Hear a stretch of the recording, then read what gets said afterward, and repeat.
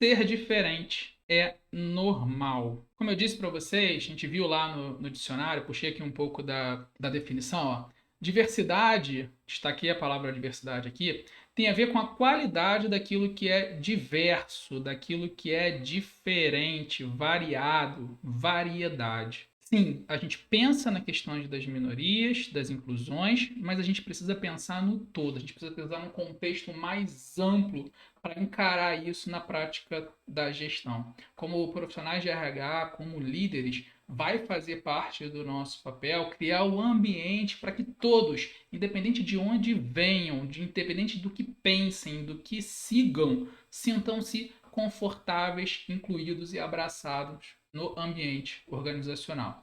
E aí eu destaco essa ideia aqui, ó, de que somos seres únicos.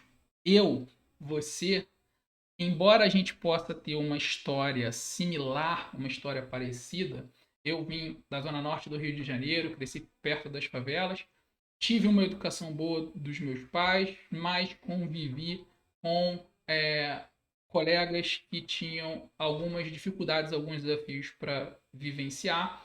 Fui exposto a questões ruins que existiam nesses ambientes, mas acabei não seguindo esse caminho. Tive a sorte ali com base na educação que meus pais me deram, trilhar um caminho diferente, estudar, me desenvolver, conseguir gerar hoje uma vida confortável para mim, para minha família, e a vida seguiu. A minha história não é única, talvez tenham histórias muito mais difíceis do que a minha, tenham histórias muito parecidas com a minha, mas não importa. A minha história vai ser diferente da sua história, da história do seu colega ou de quem você conhece que tem um contexto parecido ou similar a esse. Nós somos indivíduos únicos, o nosso DNA é único, a nossa personalidade é única, embora a gente consiga colocar em grupos de similaridade. Isso é muito importante a gente entender, não só para a gestão da diversidade, mas para a gestão de pessoas dentro do componente organização, dentro do componente vida, porque quando vamos para a nossa família, pais, mães, tios, primos, cônjuges, seja lá o que for, também é esse contexto que exerce a relação social e a gente precisa entender que isso é diferente. Compreendida a ideia? Então, pensa aqui.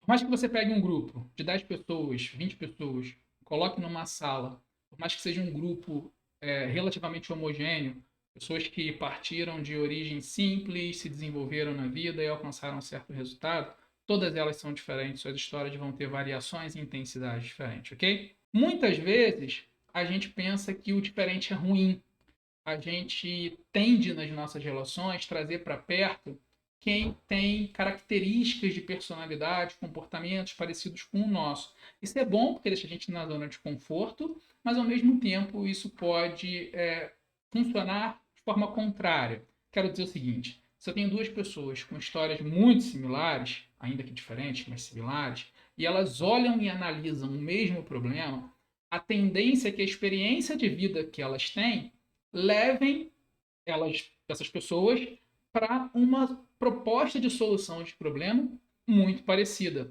Porque o que experienciamos, o que vivemos, foi relativamente igual e no nosso pacote de soluções dentro da nossa mente, dentro da nossa experiência, vai levar a olhar aquele problema de um mesmo ponto de vista. Por outro lado, quando você tem pessoas diversas entre si, pessoas com histórias e situações e comportamentos e pensamentos diferentes, é bem provável que na hora de olhar para um mesmo problema, um esteja olhando dessa perspectiva e outro dessa perspectiva totalmente contrária. No exemplo anterior, quando era similar, é como se todo mundo estivesse olhando mais ou menos por aqui. Mas quando você pega alguém muito diverso, pode enxergar o problema de um outro ponto de vista. Beleza? Essa ideia do ponto de vista diferente acaba levando muitas vezes a situações de conflito. Eu uso a palavra conflito com bastante cuidado. Em algum momento vou gravar um conteúdo sobre gestão de conflito, porque a gente tende a achar que conflito para as organizações é ruim. Não é. É ruim quando não há uma gestão, quando se perde o controle e se perde o respeito entre as pessoas e a coisa vai para uma outra proporção. Mas se houver uma gestão balanceada dos conflitos, isso é interessante. Então, conflitos gerados numa empresa que consegue construir uma cultura de comportamento, de respeito entre as pessoas, que onde é aceitável discordar, colocar os seus pontos, colocar as suas preferências, entender a forma de ver de cada um para se achar uma solução melhor, uma solução mais criativa, isso é bem-vindo e precisa ser bem aceito pelas organizações. E acredito piamente, como vou falar mais à frente um pouco, de quanto isso gera melhores resultados para as empresas. No fim, o que a gente precisa olhar é isso aqui, ó. Se nós dois somos diferentes, eu gero aqui a oportunidade que eu aprenda com você e você aprenda comigo.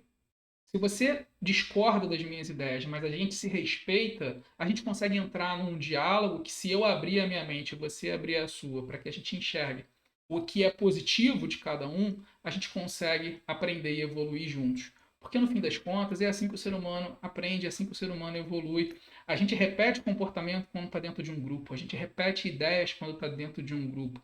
A gente vai aprendendo um com o outro, vai trocando um com o outro. Sim, havendo mais similaridade de ideias em alguns casos, contrariedade de ideias em outros, mas o que não pode perder nunca é o respeito. E isso é fundamental quando a gente falar da gestão da diversidade nas organizações, independente de que diversidade seja essa. Porque, por exemplo, quem trabalha em multinacionais vai entender quando lida com pessoas de outro país, sei lá, americanos, alemães, são pessoas que tendem a ser mais diretas nas suas colocações.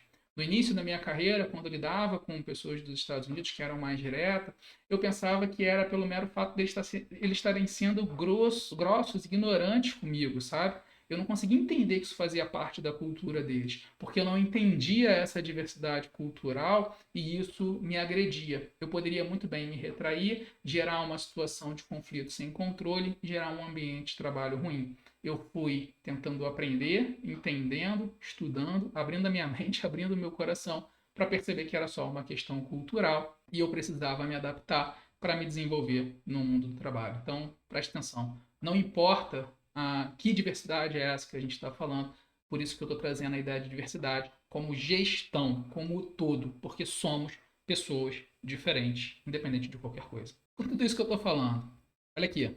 É, essa aqui, ser diferente é normal? Vou transformar numa pergunta. Ser diferente nos ambientes organizacionais, em muito da nossa cultura hoje, é normal? Eu penso que ainda não.